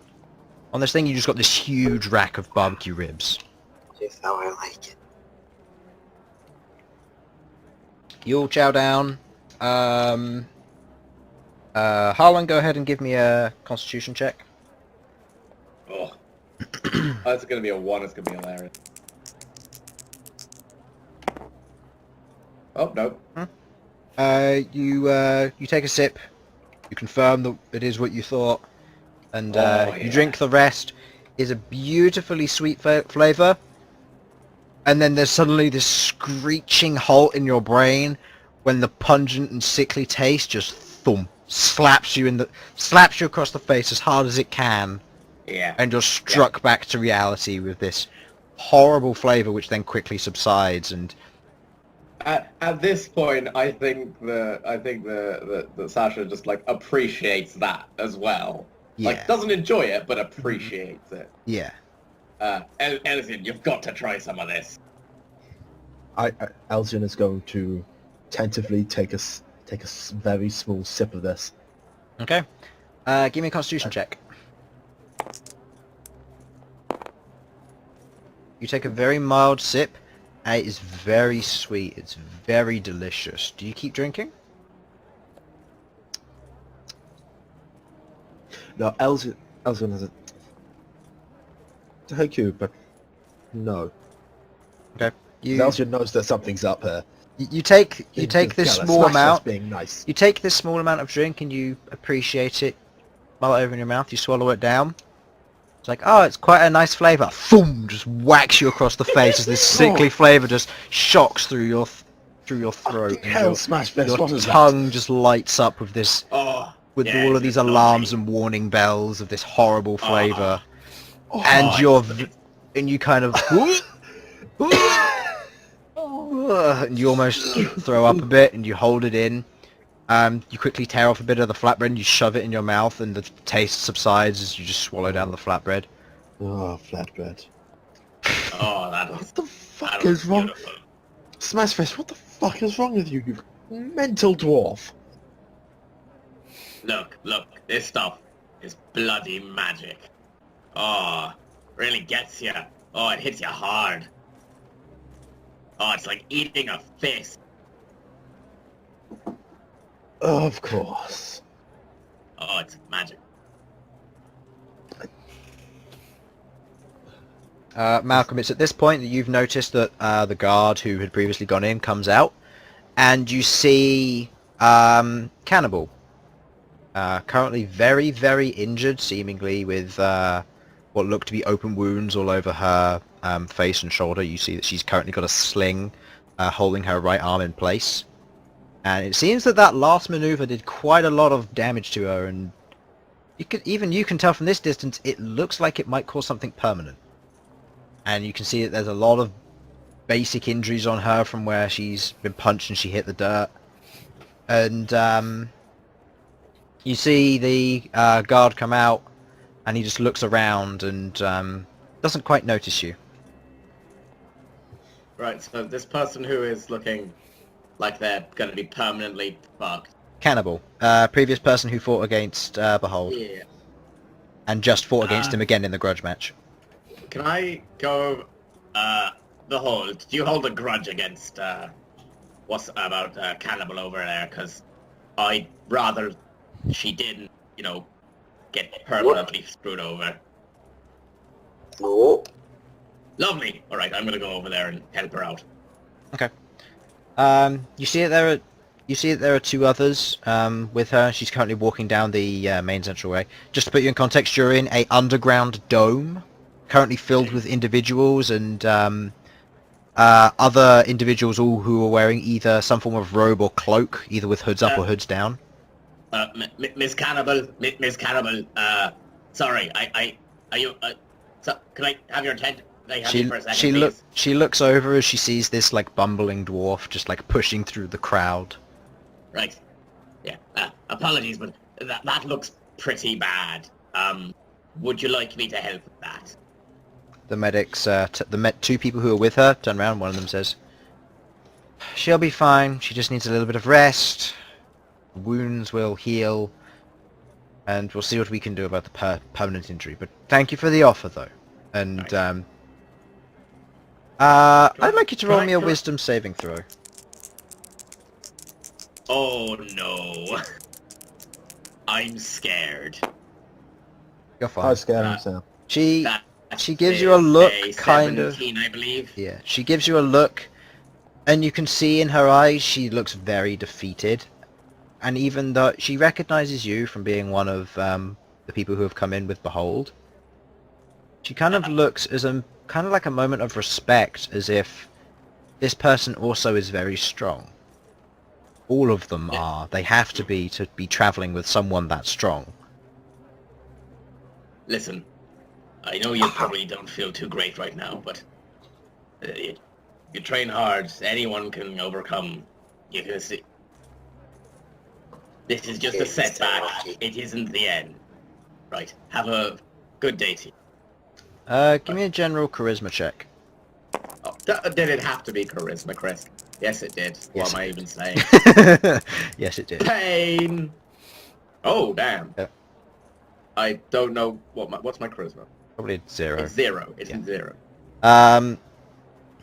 She looks over and she says, "Thank you. I will continue trying. If you are still in Right. town, one day I would like to challenge your friend again." We look forward to it. Good luck. And I'm gonna go back to bye. Feeling very kind of awkward now that I've said my piece. Okay. You head back to the group. Malcolm, you've noticed the guard has now noticed you, and he's kind of beckoning to you all. Mm. You there? Malcom. Sudz? Malcom. Alright. Looks like their business is done. We should probably head over there. Ah, finally. Very well. I have 0 idea what's going on. Same as everybody else, so don't worry. It's fine. Yay. But All I know is I won money and I was nice to someone. That's all I need to know. Sasha, do you chug the rest of your drink? Oh, totally. Like, it is gone. Give me a constitution check, please. Oh, God. come on. Come on, low. Fail, Come on. fail, Super fail, fucking fail, fail, fail, fail, fail, fail, fail, fail, fail, fail, fail, fail, fail. fail. Oh. So many times you were just like, I want to roll a 1. I want to roll a 1. Just next time it gets really important, we get a high roll. Yes, yes. Ah, for fuck's sake, it's a 1. It's got a delayed effect. You got to do it early. Yeah. Yeah. So, the same kind of flavor hits you. This time, the sweetness is intense. It is very, very strong, and it's very nice. It runs down your throat very well. And then there's this little bubble, and then whack! This pungent flavor just shoots up your throat and through your nose. You can just feel it in your mouth and nose, and you just grab your face and you kind of retch with it and hold it down. Ah. You take in a deep breath, and the fresh air just clears your nose and your throat, and shake it off. Christ. Just continue onwards. Is my cousin his room what can I say that ends with Christ so that No. we can like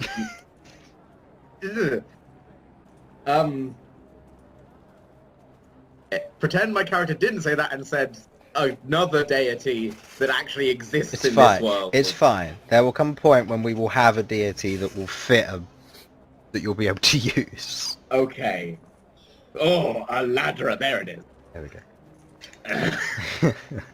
I keep forgetting that. Sorry. That's fine. You So, following on, you all follow Malcolm's lead, heading towards the guard. Right, they're ready for you now. And just a word of warning: You might want to keep your heads down. Saying this to the rest of them. And, don't say anything stupid, Malcolm. I don't need to tell you that. Just as he says, keep your heads down. I'm gonna like head over to Queglod and say, I guess we're all right. Subtly. Roll my eyes. Then there's just me, just the fucking elf. And then towering above Massive you is pop-up Behold. collar. Then there's Behold. Just going, oh, thank God I'm not the tallest. I've still got my massive pop-up collar. Doctor Strange, that I'm fucking... Oh dear. You all... Does that mean your wong is Farnsworth? Yes. I am entirely okay with this. Farms wong. Hans Wong. Wow. Wow. So, you all enter in through the door. You see before you a large, a relatively large room. Thin hallway-like area, which then opens up into another section, which seems to be just one large room. Pillars that line the way, covered in torches. Stonework of some form of dark stone, seemingly rather naturally carved from the stone itself. You can see all forms of natural formations, bands of different types of stone and earth. The age flowing with the room itself, and you see before you, a table. There is a What? it's a phone. What? It's Sudz's phone. Don't worry. And you see. Okay. Okay. You get used to it when you're playing games. And you see on the table, you see what looks to be some form of a large sheet of paper. From this distance, you can't tell exactly what's on it, but seems to be with all forms of colours and stuff. You see around the room, you see not hooded figures, but individuals who wear the same orange scarves as you wear.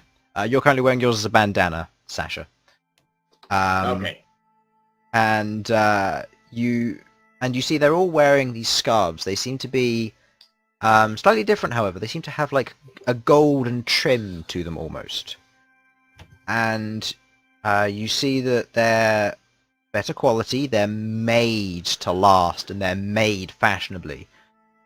All of these individuals also seem to be wearing some form of armor. They don't have the cloaks and stuff. They seemingly don't need them for whatever reason, kind of a sign of a hierarchy in place. And among all of these, you see two individuals who stand out among the rest. You see a gnomish female, currently standing on a stool over the table, knife in hand, hair tied back in a bun on the crown of her head, wearing leather armor. She has daggers and other knives and darts kind of placed as decoration over parts of the armor near the upper arms and about the waist and belly line area, and also along parts of the leggings as well. She seems to have quite a fierce look to her, with a dark orange hair and quite a serious expression, just looking down at what's on the table. The other one is a rather tall tiefling individual, deep red in coloration, very dark compared to most others. You see that she has similarly a mat of white hair that's tied into plaits, wearing large red and metallic plate mail, covering her chest, shoulders, legs and arms, with a helmet on the table. You can see that all over this metallic armor are things like tusks and furs, carved details and glyphs all over it.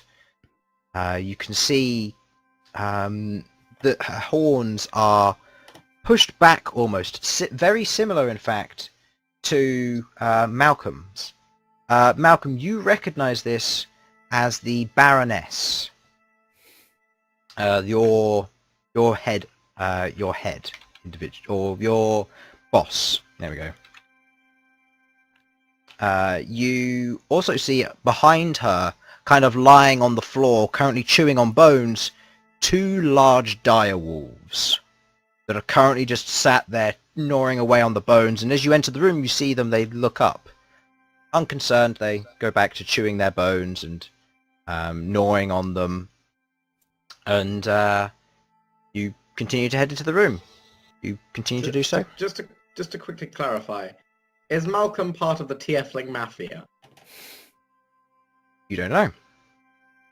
Uh-huh. I just assume we've joined a cult by accident. Probably. That doesn't seem out of character for us.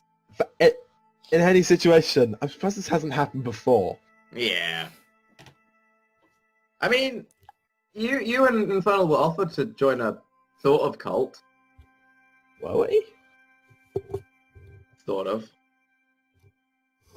This is a while ago. Anyway, getting off topic. Probably. You make your way. Never mind. No, you continue on. You continue on. I'll... Well, yeah. Well, because I mean, when you and Infernal killed Leslie and what was his name? Cat. The annoying one that Matt played. In the Harkin back in that campaign. I mean, it was sort of a cult because those two ended up becoming like powerful people afterwards. You say cult, I say Yeah. It was powerful a religious organisation. But it was a vaguely religious bandit group. So yeah, it comes in where you cut the line, really. True. Anyway, sorry, Chris. I think this is actually a good point. We'll take a quick 5-minute break or so, and then we'll resume and find out. And we'll resume and find out who the other individuals are, and what your purpose here is. Woo! So, be back soon. Yes. Yeah. Yeah. Right, I'll head off for just a second.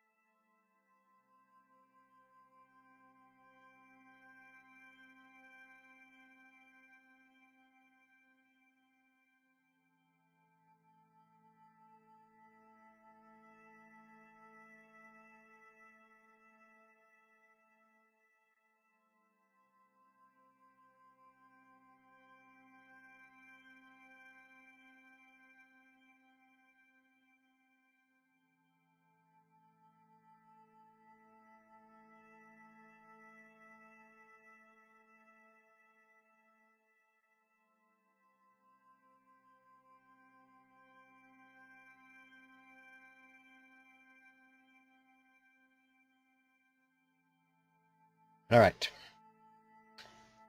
Who else is here? Nah. Simon, are you That here? was me announcing that I'm back. I'm here just still eating my toast, so I'm gonna mute my mic. Infernal? I am drinking fake wine. Okay, Infernal's not here. Sudz, I know, is here. Simon, you here? It's disappointing.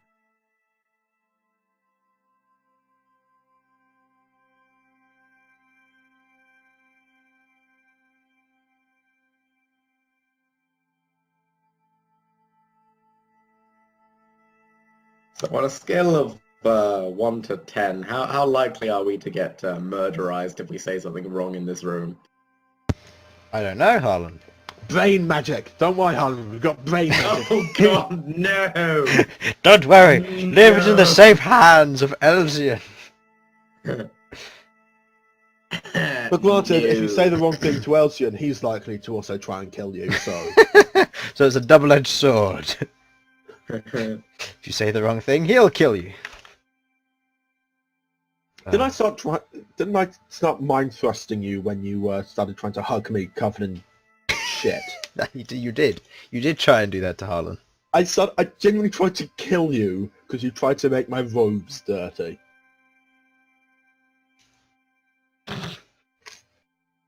Well, You're a Well, dick, the way Harlan. I see it, You're a dick. the way I see it, you dirtied my ears with your potty bastards. The thing is, and after I actually spent quite a bit of time trying to save you. I don't know. Sasha I know- doesn't know about that though. Sasha was unconscious. I'm fairly certain you just stood up from that, didn't you?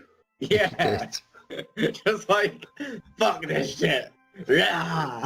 No, to be quite honest, I'm fairly certain you didn't fall unconscious. You were just lying there on the floor, just going, ow, oh, that hurts. I'm just going to Ow. lie here for a bit. And the rest of us, or I was panicking, going, Jesus Christ, our cleric is dying.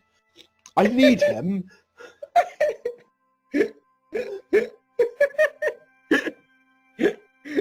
I'm sorry, this just still makes me giggle. Just I not... fucking fell off a ladder and died. And then I just stood back up like nothing happened. I said, you know what this calls for. the guys- I fell off a ladder and died, but he got better. I got better. Oh, The thing is, no, I just realised who you are now. Simon hasn't yet said if you two are quite dumb. And that's how we know a session is complete. Yeah. Like, we can't stop until he says it. Isn't that right, Simon? Cue for Simon to actually show up. Worth a try.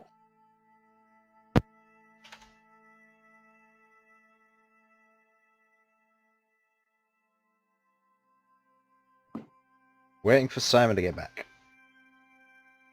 Waiting for I'm Simon. Oh, welcome back. I like how we have Elsyan, Queglod, Sasha, Bhold, and Malcom. Just, Malcolm just seems almost too much of a simple name. yeah. It's too much of a normal person name. And to be quite fair, I don't know why none of us have ever called our characters like that. I called my Leslie. character Leslie. The closest we got was Leslie, and but Leslie was special in her own way. His own way. Also check Check what? I mean, I saw the- one of my I saw the characters thing. was called Boom Boom. Oh man, you drew that in the time. Yeah. Yep. And- Infernal, if you don't mind, probably what I'm going to do is I'm going to take all of your little bits of art that you've done for this and just put them up as like a small reel one day. Just like, it's our 50th anniversary! Here's all of Infernal's art! In fact, you need to do some art of you going down the wrong hallway. From that Wait, what? from that first session we did of you walking down the wrong hallway. Yeah, the jail's just down the left corridor here. Okay, walking down the right one. Oh yeah, I remember that! I remember that. How can you forget? No, I remember. 2 combats at once. no break in between. Right, sorry about that. That's fine. We Alright. were just reminiscing on old campaigns. All time. But it was literally Yeah. just Infernal and Sam at that point, and there was Well, there Fraser was as well. Fraser, but let's not talk about Fraser. We don't talk about Fraser. Except to laugh at Fraser for being a dick. No. Yeah. The more and more I think back at Fraser, he was just a knob. And we're on stream, and if he ever watches this, he's gonna hate you. Don't care.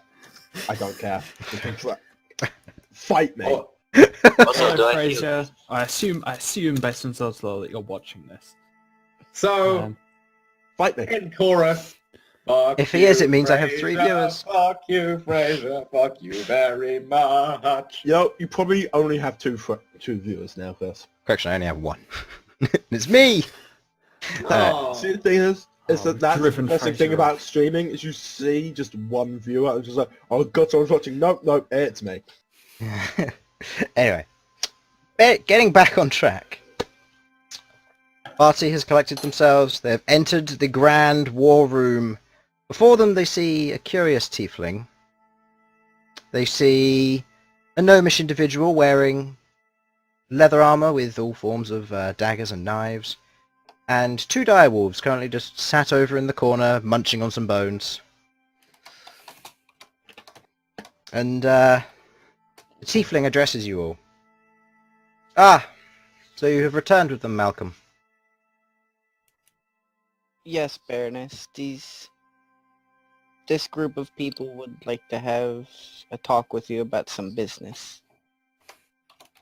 Ah, good to know. You're excused. I walk over to the direwolves. Just walk over to the direwolves, and one of the direwolves stands up and is currently just looking at you. And as you walk over, he runs over to you and he jumps on you and just starts licking you. No, that's adorable. And the other one just rushes over and curls up next to you, and they're all just and they're play fighting almost. And now you can understand, Elsyan. You realise why he has got patchwork all over his clothes. Because they've been torn asunder by direwolves previously. That doesn't make him any more likable to Elsyan. Just let Although him that kind go. of actually makes him... It does make him a lot cooler, though. Oh, definitely, yes. As a normal person, yes, but Elsyan is a dick. This is true. So, you individuals are the ones that I have received word from Aleuir. Am I correct? Who is your spokesperson? I'm out of character. If someone doesn't say something, I will. Go for it. Is that Why a not? threat? Go That for is it. a Do it. threat. Do it, I dare you. I double dare you. can I see that Sasha is about to... Yes, Step yes, up. you can. Okay, actually, Okay. roll perception, if that's alright, Chris. I'm going to say passive perception, he would see it, because he's got a Oh, high fair. passive perception. Fair. Yeah, and I've got... He's also got... Felipe as well. Yeah, he's got Felipe, who's effectively who's got a 360 vision, effectively. yeah, and boosts my passive perception. Yeah, Yeah. by by my 3, original so you're mod, which is really fine. Good. Yeah. Okay. Yeah. Sasha takes a deep breath. Elsyan here speaks for us. What?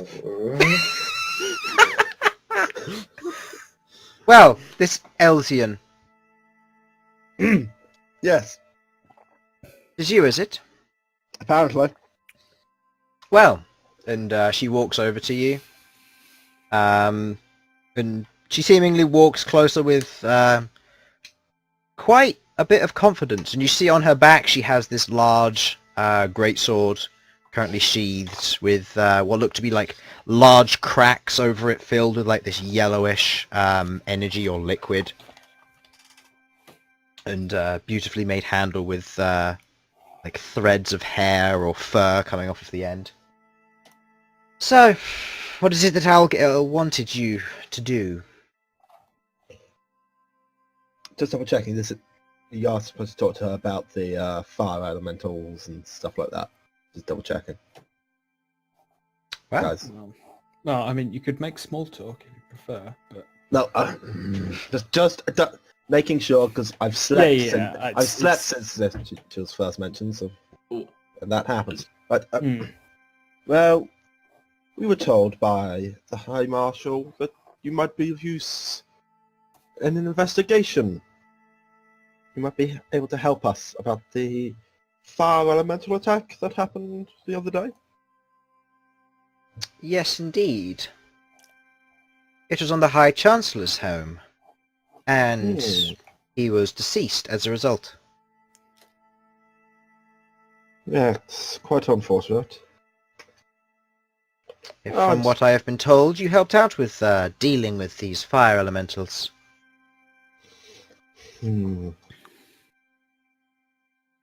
True, not for lack of trying to tell them to stop, that my friends here decided they wanted to help. I see. Well, regardless, the fact that you're here means that all of the evidence has been put before those who I had set in place. So, and you even won against Cannibal. Which one of you would that be? That would be the big one. Just gesturing to Bhold. Ooh. I see she did do some damage. Looking currently at your side, which has been injured, seeing as no one's... Well, the medics patched it up with what they could. It's already healing over rather well due to your natural regeneration in your stone's endurance. Well, I'm surprised she lost, but needs must. So, you're looking to find out what caused this, I'm assuming? Yes. Well, I have had word from many of my spies and many other individuals who I have set up in the city, along with working with the Phoenix. We have understanding that there is an individual who infiltrated the city. A human individual, as we gather it, flying, with some form of fly spell, and seemed to throw down these potions containing forms of fire and magic, setting the buildings ablaze and eventually turning them into fire elementals. He was stealthy enough that the individual did not get caught by any of the regular guards or watch posts, along with any of the mages as well. Primitive as they are, they didn't see it coming. We, on the other hand, noticed him go in and out. Hmm. He headed west, if you must know, Right. Okay then. towards the Wandering Forest. West towards the Wandering Forest. Okay then. Is this all the information you have for us? So far, we know the individual is fairly well equipped, having wand and staff alike, along with a sword, well equipped with armor, and seemingly, from what we can tell, he didn't use all of his potions, which suggests he might be hitting another area soon, or potentially preparing for another attack. Hmm. From what I've been told, all of you are quite capable. You in particular, looking at you, Elsyan. Oh, just a second. Again, Me? sorry. No. With your very specialist magic. What? Me magical? Never. Make a deception check. I'm not trying. Elsyan isn't trying to hide that at He's all. not trying. It's what me? No, never. I'm not brilliant at anything. I'm brilliant at everything. Can I just know what your deception number is? What? Just my nat? Just what your I natural number, not without a roll. 1. Yeah, you would have had to roll a nat 20. Yeah. She rolled a It's 17 that- with a plus It's 6. that very obvious. Oh, what? No, never. I'm not perfect. Sarcasm, yeah. Well, it'll be good to see it flourish, I'll say that much. Algeir's particularly looking forward to it. Oh, and you'll see me around town here and there. Maybe you'll even speak to me when I go and visit Algeir from time to time. Who's Aleuir? Algeir is the High Marshal. Yeah, now, Infernal, I do have to tell you that whispering over your mic, everyone can still hear it. It doesn't matter, it sounds cool. Like this, right? Yeah, like this. We're whispering!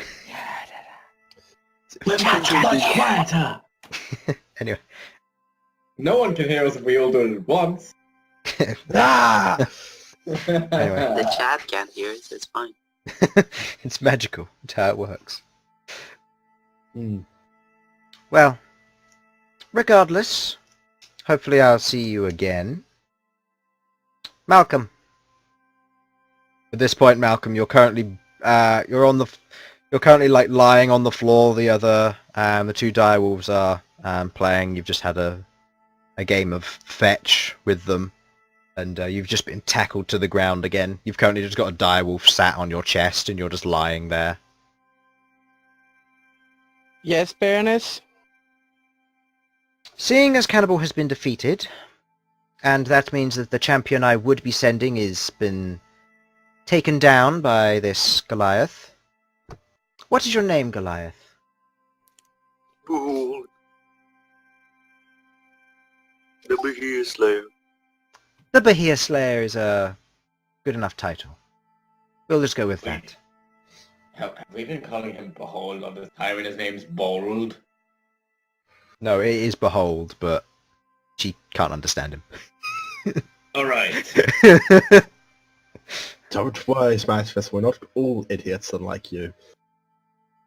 Well, Malcom, I would like you to travel with them, as long as you see fit. I see no reason not to. Might be fun. Maybe you'll even hone your skills of the wild while you're out there. That should prove useful. I'll be teaching Cannibal a lesson. Hopefully she'll be stronger next time. And maybe she'll even be a match for you, Behir Slayer. Now, I'm not the only one who wants to speak here, and I believe the head of the Phoenix wishes to speak to you. And she turns and looks at the gnome who's currently just leaning on the table at this point, looking over at your conversation.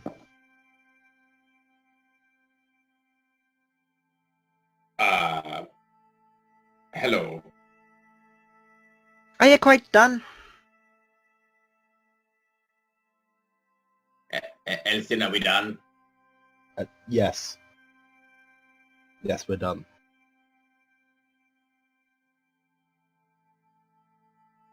Well, I need to speak to you. If you want to come over this way. Fine. Is he talking to just me or the whole party? She's talking to the whole party. Whole party. Right. Yes. I don't know what the protocol here is. I think we'll just go over there and sit down. Right, Smashfist, for fair. some reason I'm confiding in you, and that makes me uncomfortable. It makes me equally uncomfortable.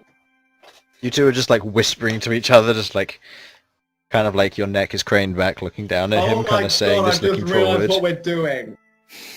What? Bam! I'm Gimli and you're Legolas.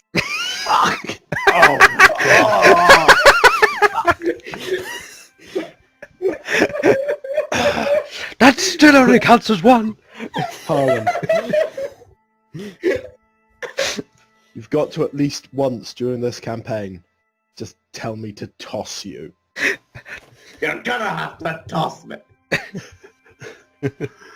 Oh god, yes. Yes, so that can actually work. I know how that can work as well. Oh god. Is it level 2 that you get telekinesis? Yes. Technically, mistakes.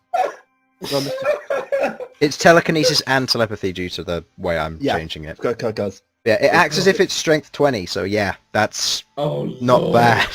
So I could genuinely toss Harlan. Yeah, baseball style. Woof. I could toss Harlan off a cliff. Now I needed to make sure I put off a cliff there, not just toss Harlan off. You could. Oh yeah. Oh yeah. Oh yeah. Anyway, as you as you get closer to the table, you notice that the piece of paper on it is covered in plans. It's a map of the entire city, and there are all forms of like pins that are in it with bits of thread around it and that link to other bits. You see notes and pictures of all sorts, and you see one in particular, kind of like what looks to be kind of folded up, almost like a small document. And she says, "This is the one we got on your arsonist. I've been told to cooperate. Hopefully this proves useful. In exchange, I would like some information. Aleuir promised I might be able to get something out of you. The name is Rohal Windfall." Good to meet you, Rahal. Oh yes, good to meet you. Elsyan's giving a curt nod. Politely. Well, are you willing to do this thing for me? I mean, I think that's kind of our shtick, honestly. Like, we tend to... Good to hear. Yeah, Now. yeah, I'm good for it, at least. I have been told by Aleuir that you have memories that are lost. Yes, about 2 weeks worth of time, starting from a couple of days ago. Well, we got our memories back a couple of days ago. We have memories from a couple of days ago and of 2 weeks before that, not the in-between bit. I understand. Right. As much as your blabbering is confusing to most, I know what you're talking. So, Sorry, It's good to hear. typical talking to people, not much practice. well, some have the gift of the tongue, some do not. Anyway, Nothing. are you giggling in character there? No, I'm not. Are you sure you're not giggling in character there, Harlan? I'm so tempted, but no. Smashfist wood. Smashfist. Okay, wood. Smashfist is gonna go red, but Smashfist is not gonna make a sound. Okay. Well, seeing as I've been told that these memories might have value to us. The High Chancellor was new to town, and he liked to work independently. Now we have some reason to believe that he was trying to find out what was down underneath the city, and that would be us. The arsonist did us a favour and destroyed all the documents in the process. But your memories are what remain. This place cannot be found, and it cannot be known about. Aleuir is making sure that the Phoenix is staying alive, as he is right to believe that an undercity is needed for the upper city to thrive. Oh, so you're like the underground behind the shadows, sort of like keeping everything running, Exactly. even if it's not entirely, shall we say, Legal is the word you're looking for. yeah, I didn't want to say it outright, but yes. The High Templar may disagree with our dealings, but we bring in things where it's needed. Medicines, other bits and pieces, forged work from other countries and other areas around the world. Even sometimes bringing in things that your elven kind like. Mistwood. I'm a bloody dwarf, I mean. None of you know what Mistwood... Actually, all of you, I'd like to make a history check to try and see if you know what Mistwood is. Anybody who is not... used in alcohol? Anybody who is... okay, so... Sudz, you will receive advantage on this. Oh no, you get a regular roll, Sudz. Simon, you get a regular roll. Harlan, you get a regular roll. Sam, you already know what this is. And Infernal, you get advantage. I do not know. Yeah. Oh. Okay, Simon knows what this is, Sudz knows what this is, and Infernal you have... Okay, you know what this is. Okay, so, Harlan, you're the only one who doesn't know what this is. Mistweed is a drug that is used in cleansing the mind. Sam, you know that it can be used to enhance psionic abilities, but overuse can cause addiction, overload, and potential breakdown of the mind, causing you to lose memories and potentially die. You know that this is used in elven culture in some forms of drinks and medicines, used to keep individuals alive, locking their mind within a dead body until their body can be restored. Think of it like stopping someone from truly dying once they hit 0 hit points. It's a coma drug. Yeah, It's an effectively. induced coma. Yeah, it's an induced coma, but it can also have, if used in a particular way, refined, it can have enhanced mental capacities. So what you're telling me is I could get a drug that makes my brain better. Yes, but excessive use or extended use could cause you to fall into an induced coma. Bhold, you know all of this because it grows in the highlands in a large number.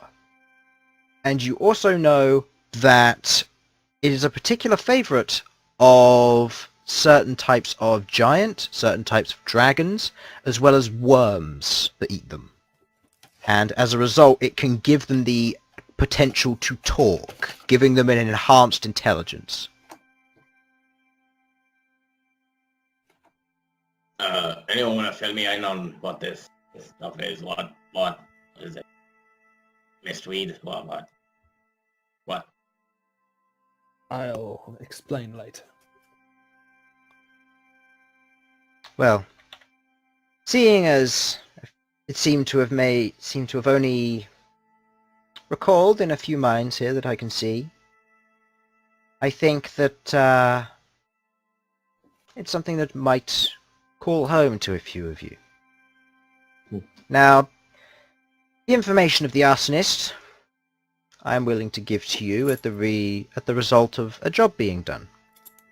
You've already met the jobs that I need you to do, namely the Morbin, known as the Shadow Fang. Oh, those rat creature people. Indeed. You have killed 4 of them already, which is good. But the main individual I am looking for is known as the White Seer.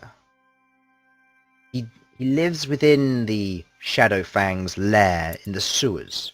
We've tried sending individuals after them, but they are crafty.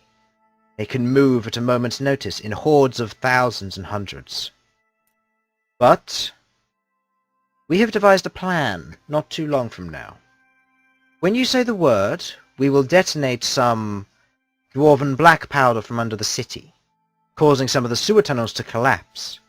We will draw out their numbers, and we want you to go in and take care of this White Seer. You do not need to do this immediately. Tell us when you are ready. Seeing as you're on a timed end, I'd recommend that you deal with whatever Aleuir has prepared for you. Unless you wish to go now, of course. Quick question. Do you know where the lair is, theoretically? The lair is on the northwesterly side of the city. We'll have some guides show you where to go. Alright, thank you. Well, Elsyan, it seems like you're the de facto leader for the moment. Queglod, you're the actual leader, so we'd like to. What do you think we should do?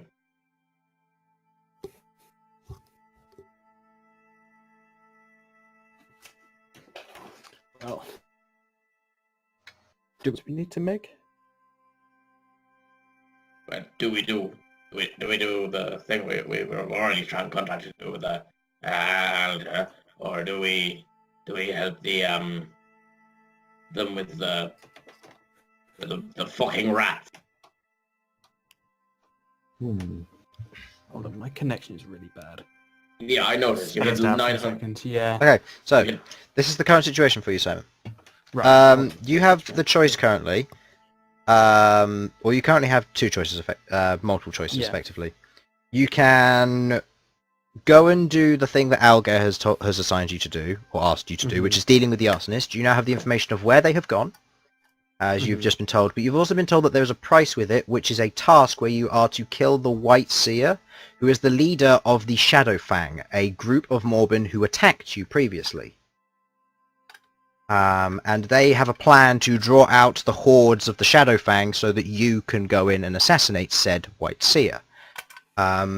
She recommends that you go and deal with Algeir's thing. You can also do whatever you want from here. You could reject her task, you could accept it, you could do something completely different.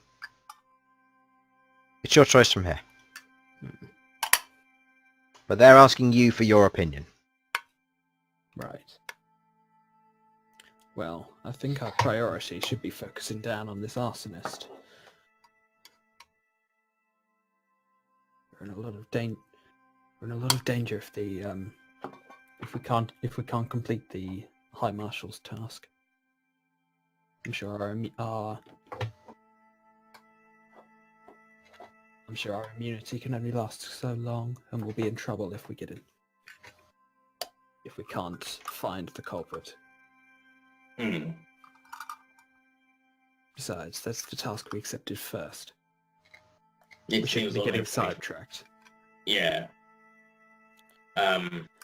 But, I mean, if this will help us find the arsonist's information on that front, well... I've just given you the information that you needed. The individual in question has headed west out... What did I say? Well, west I into some sort of West forest. into- West Wandering out of the city into the Wandering Forest. I just had to find my notes. He's headed west out of the city into the Wandering Forest. Not a day or two travel from here. By foot, at least.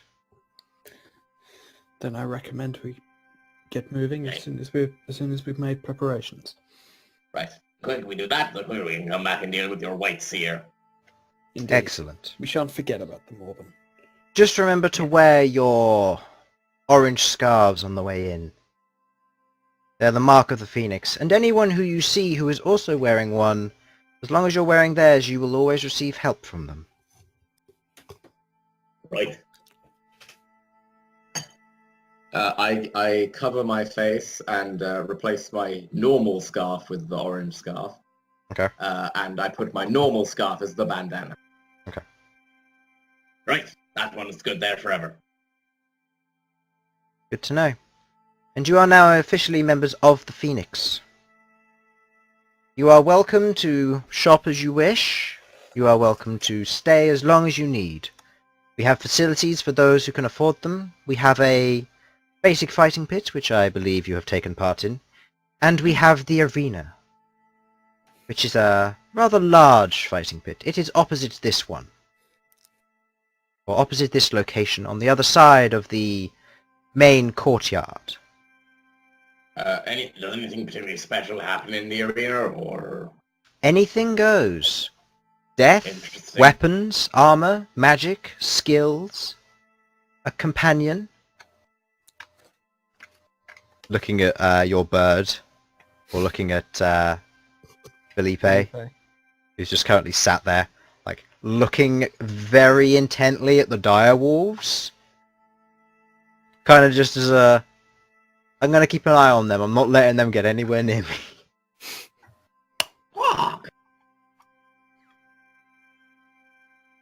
You are welcome to participate in the arena, and to bet if you wish. However, I will warn you that the betting is not as simple as it is in the pit. How not as simple? Let's just say that that warhammer might end up being the betting tool rather than your coin. Ah. However, if you participate and you win, you will equally receive some. Same goes for your payment. Your payment is something equivalent or equal to some form of item which will suffice, according to what the referee or the bet keeper says.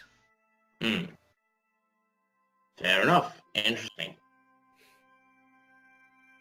Do they accept alcohol as payment? No. What about really good alcohol? No. Worth a try. Well, I'll leave you to it, and if you're after rooms, I would recommend heading back down the hallway you came, towards the basic pit. There is a barracks there which you'll be able to use to get yourself prepared and take a sleep if you wish to. If you're looking for drinks or food, I would recommend the one in the courtyard. One of the more permanent ones in the corner. They usually sell good food. And if you're after anything else, ask someone of higher up. You'll notice them wear the gold trim. Right. But I will thanks say very one much. thing. Hmm? Don't disappoint. And she turns I around mean- and goes back to the... And at this point she kind of waves you away, or shoos you away, rather. Right, so if we're not going to disappoint, we probably shouldn't let Bhold talk in any overly complex conversation. And I think the same goes for Smashfist. Look, I'll admit I'm not the most wordily competent person, but you can't deny I occasionally have my moments.